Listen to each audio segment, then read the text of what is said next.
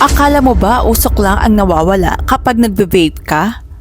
Paano kung sabihin ko sa'yo na pati ang paningin mo pwedeng maglaho? Isang bagong pag-aaral sa mahigit 180,000 na tao ang nagpatunay.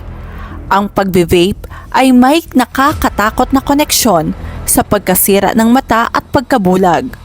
Mas mataas ng 24% ang tsansa mong mabulag dahil sa pinsala sa ugat ng iyong mata. Paano nangyari?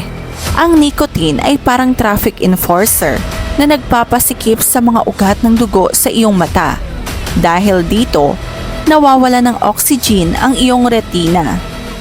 Ang resulta, diabetic retinopathy, glaucoma, at mabilis na paglabo ng paningin.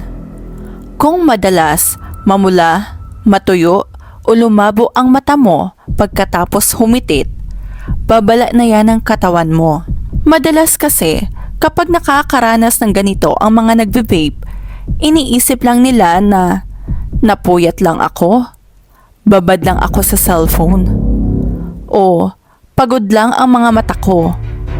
Pero ang totoo, pinipinsala na ng chemical at nicotine ang mata mo. Bago tuluyang magdilim ang mundo mo, mag-isip ka na, ligtas ba talaga ang vape? O binubulag lang ako nito sa katotohanan? Bago tuluyang magdilim ang mundo mo, mag-isip ka na, ligtas ba talaga ang vape? O binubulag ka lang nito sa katotohanan? I-share mo ang video na ito sa mga tropa mong mahilig mag-vape.